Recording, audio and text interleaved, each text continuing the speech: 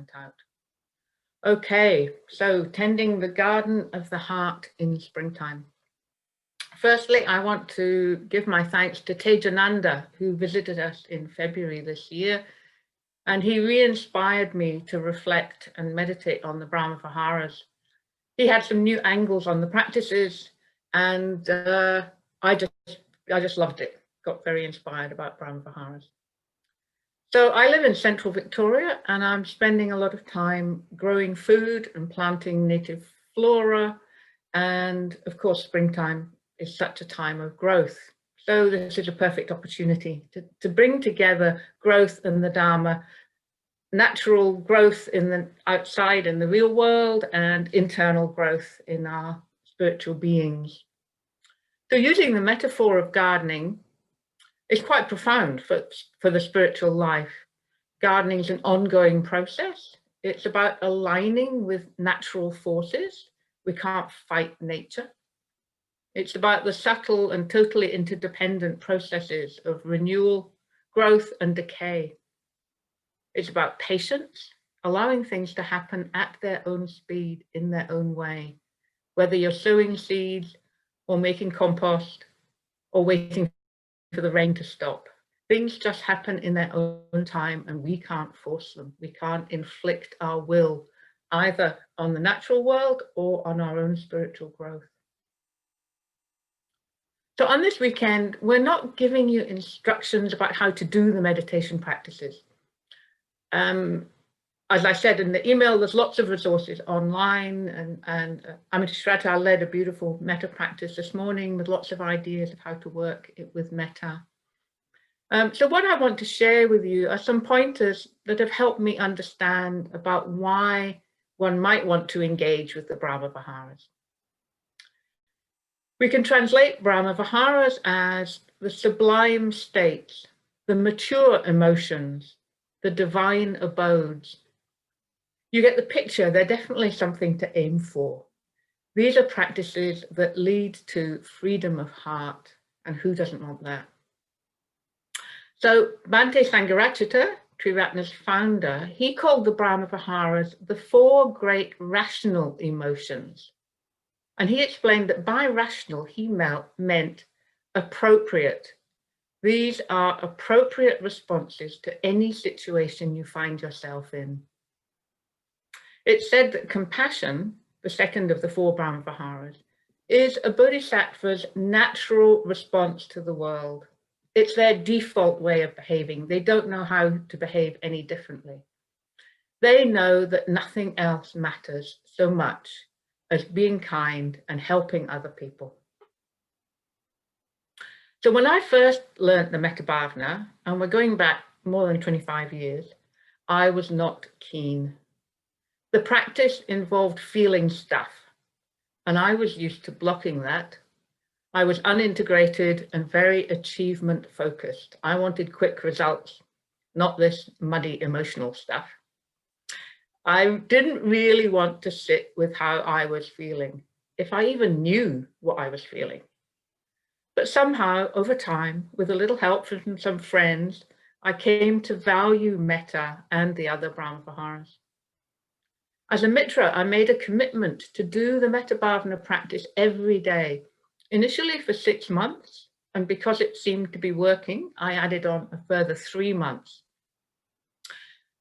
And then I felt the power of metta, its ability to change my world. And that's what I'd like you to contact, the power of these practices to change how you see your world. So back to the garden. You reap what you sow is regarded as a Christian biblical saying. But I reckon it's as old as humanity's ability to intentionally sow seeds in the ground. The statement is both literal and figurative. To a great extent, what you choose to plant in the soil or choose to plant in your mind will determine what grows, what fruits emerge. So think about what outcomes you would like in your world, and then plant the appropriate seeds and feed with the appropriate nutrients. I wrote here, you can't grow broccoli by planting onion seeds. So we have to know which seeds we want to grow. To cultivate metta, we first need to understand our own ground, the soil into which we are planting. Then we need to remove the weeds, add nutrients, and allow space for the seedlings to develop. Metta can be our core response to the universe. It can become our default. Do you not feel that in an ideal world, one's first response to any situation would be to radiate metta for oneself and everyone else?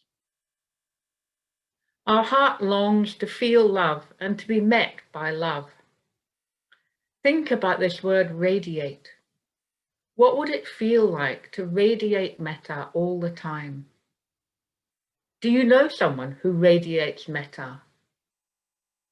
We are drawn to those who express metta. Think of the people you are drawn to. They weren't born like that necessarily. It's a quality that we choose to develop. Think about sunshine, the ultimate example of radiating warmth. Our natural world has evolved to meet the sunshine it receives. Most plants require sunshine. In the same way, we require metta. And our place in the world will evolve as we radiate more and more of this metta. Maybe when you started meditating, you became aware, like I did, that your mind was all over the place, being pulled in all directions by various whims and desires and interests. But within you, there was a strand, the strand that I call the golden thread. And gradually it drew the bits of you together, pulling you towards awakening. So that thread can become the defining force in your life, leading you towards your highest potential. The Brahmaviharas are all about the heart, about liberating the heart.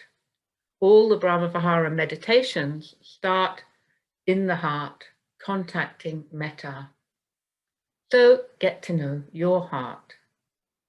It's not necessarily connected to the physical heart in your chest.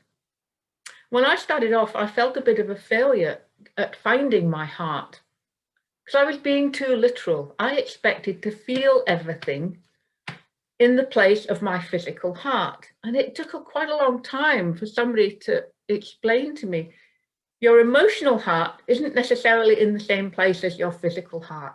So look for where you feel your emotions.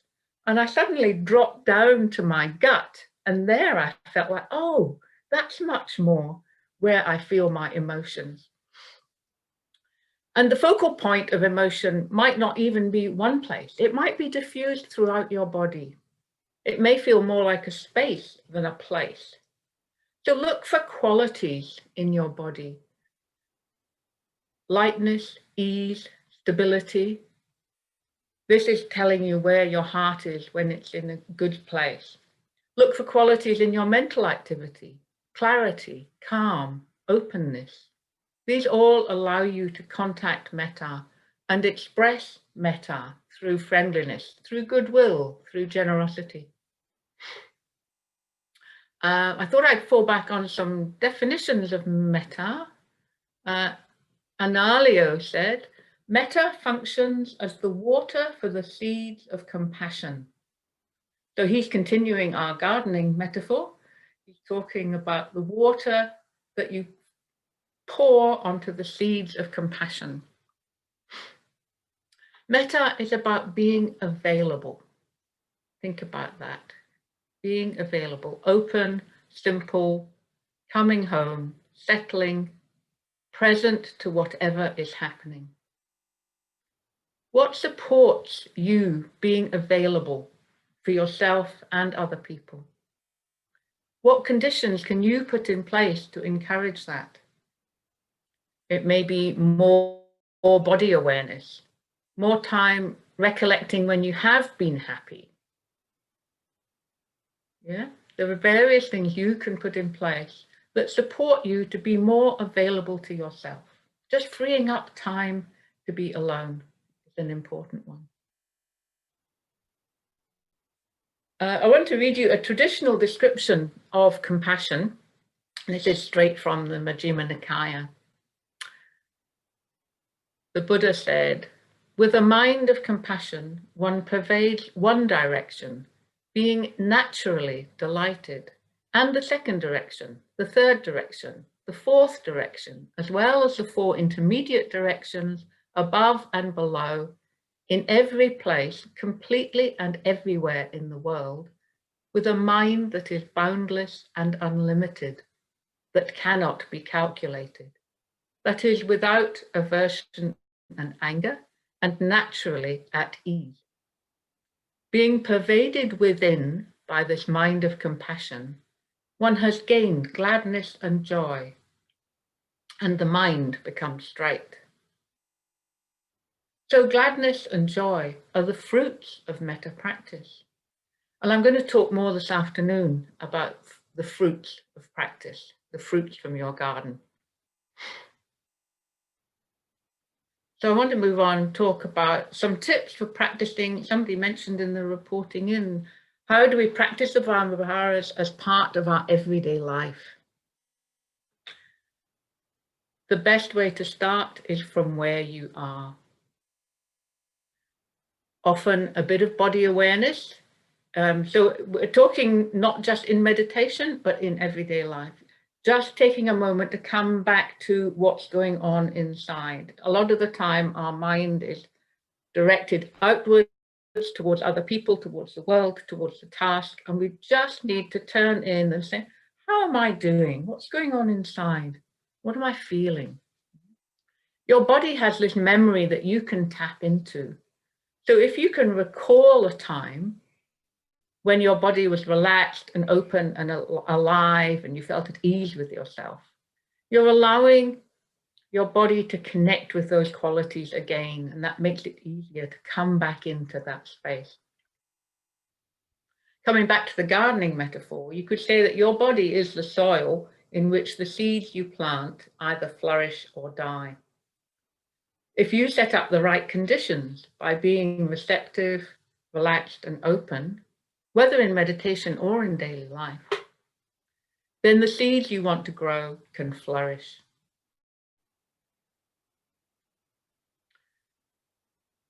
I'm going to say a bit more about meditation now. There's a view that we can mistakenly develop that meditation should feel good. We want results from our efforts, and we can tend to think more in terms of short-term immediate gratification. But meditating is like growing a garden. We need to do some digging, we need to pull out the weeds, we need to select what we want to encourage and what we need to discourage.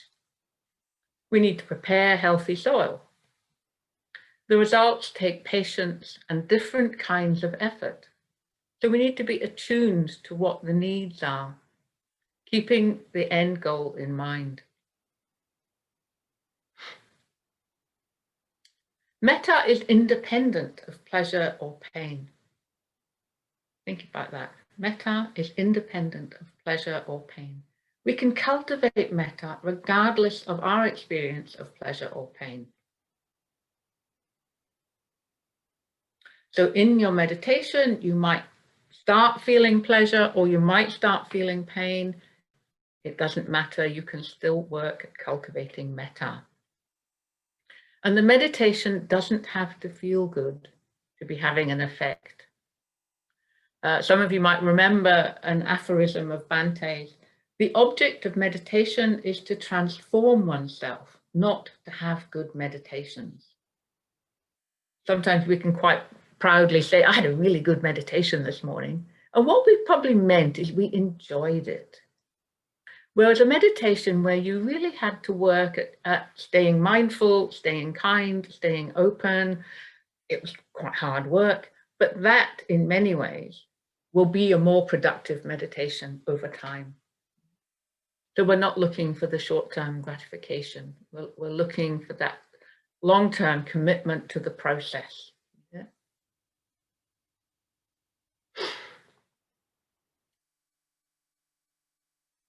So look for what stimulates positive emotion in your life. What makes you smile? What opens your heart? Get to know those things. We're looking for a wholehearted engagement with the world. In nature, a flower doesn't decide to half open to the sun. It turns fully towards the warmth and the light. Don't discount the effect of having beauty around you to open your heart. A vase of flowers, an image of a scene that delights you. Watch a video of puppies rolling in the mud.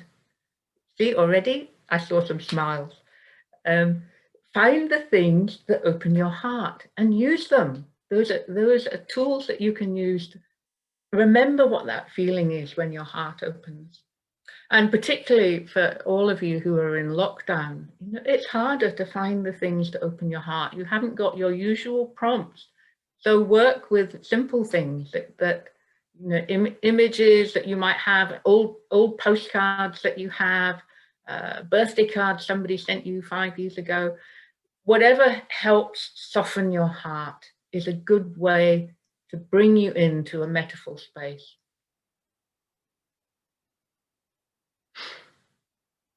Another tip is to imagine that we bring metta alongside what we've discovered we're already feeling. So whatever emotion is there, or whatever emotion arises, you're bringing metta to meet it and then watch what happens. So we're not replacing what we're feeling. We're not slapping metta on top of something to get rid of it. We're not replacing what we're feeling with metta. We're bringing this metaphor gaze alongside what we're experiencing, and then just see what happens. And what's usually helpful is getting your preoccupation with yourself out of the way. This is about realizing that you are not the center of the universe, but you are an essential part of the universe. And that's worthy of a lot of reflection. What does it mean to be essential to the universe? And how can you best honor your place in the universe? So because what we dwell on grows, reflecting on this idea of yourself as essential can have quite an effect. It doesn't mean you're more important than anybody else, but you are important. I often see it as this sliding door that's between me and the world, and I just need to push it to one side, and then I can be 100% present for the world. Yeah. Just getting our self-preoccupation a bit out of the way. Back to planting seeds. A note about compassion. When we're developing compassion, we're not focusing on the suffering that that person is feeling. We're focusing on our wish for them to be free from that suffering. So you might fear that with compassion, you can get sucked into somebody else's suffering. So turn the focus not on the suffering, but on helping that person realize that they could be free from suffering. That's what your wish is, the freedom. So the seed that we're planting is one of desire for that person's positive growth, fueled by your care and sympathy, of course. I've just mentioned positive growth. I want to say something about positivity. Vidyamala, who some of you might know through Breathworks and her visits over here, she's an old friend of mine, and she used to say to me, there is always something positive in your experience. And I would argue with her, I'm feeling so sad and I'm in pain and this is going on and that's going on. She said, there is always something positive in your experience. And the example she would use was, can you take the next breath? There's something positive in your experience, particularly, I think, in COVID times. The fact that you can take the next breath is something positive in your experience. So I just wanted to say something about what positivity is not. Positivity is not always smiling at everyone and everything. It's not about getting lots of things done. And it's not about being totally optimistic about everything all the time. So what do I mean by positivity? Wholeheartedness. A wholeheartedness which expresses itself through friendliness, generosity, patience, encouragement, awareness, honesty, confidence, all the skillful mental states that you can think of, mental states that lead you towards joy. But that first one, that wholeheartedness, you bring all of your attention to whatever it is you're doing. And the wholeheartedness in itself brings about joy. It doesn't matter what the focus is, the fact that you're being wholehearted can bring joy. So I need to say something about kindness. Kindness is in my name. My name means thoroughly kind, which was quite a tall order, still is quite a tall order. I'm going to quote Bodhipatcha, who some of you might know from the Wild Mind website and books. Bodhipatcha said, kindness is not a feeling. Kindness is an intention. It starts with empathically recognizing that we are feeling beings who desire happiness, peace, and well-being. Having seen that truth, kindness wishes that all those other beings be well. So kindness is an intention.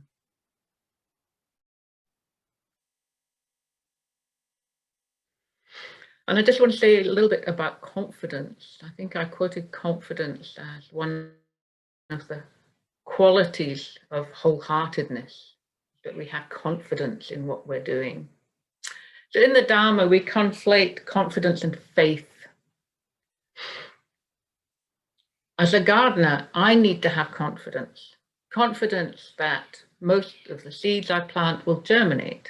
Confidence that most of the plants will grow, but the weather will be good enough. So in Dharma practice, we need to have the same confidence. Not that everything will be perfect, but not that we can be perfect, but that we are good enough, that we can set up good enough conditions. Good enough so that we can dwell more and more in these beautiful divine abodes, the Brahma Viharas.